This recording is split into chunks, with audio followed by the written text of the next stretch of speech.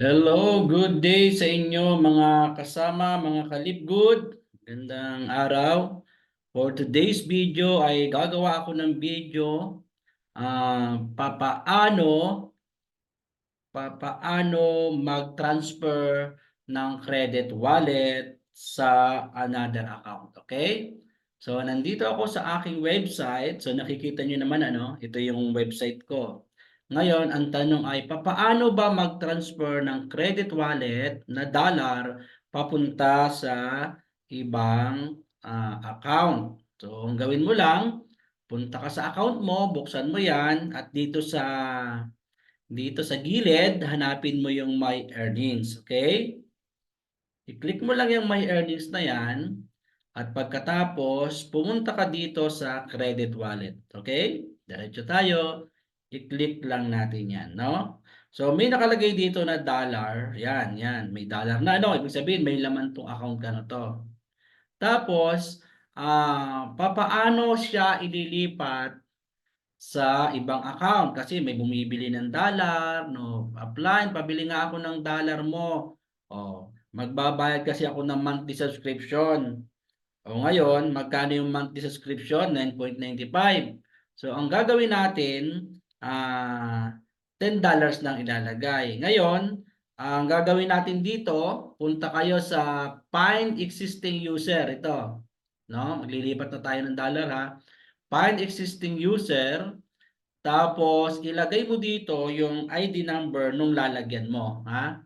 Nakalagay dyan. Halimbawa, ito yung ID number na lalagyan mo, ilagay mo dyan. So, find existing user, tapos ID number, and then, diretso ka lang. Ito, i-click mo to. Click ka. Tapos, ibaba mo, transfer to credit. Yan. Okay? Maliwanag? Tapos, continue ka lang. Continue ka lang. And then, magre-review yan ha, magre-review. So, ilagay natin dito $10. 10 lang ha, walang dollar na nakalagay. 10. Tapos, continue ka ulit. Okay, continue lang. Tapos, magre-review naman yan. O, saan ipapadala yung $10? Ayan, magre-review yan. Di ba? Review mo muna kung kanino bang ka-account yun. Baka magkamali ka. Sayang ang $10. Tapos, pag na-review mo na yan, issue credit ka na ngayon. I-click mo na yan and then lalabas yung ano na yan, yung notification na yan, i-off mo lang. Okay?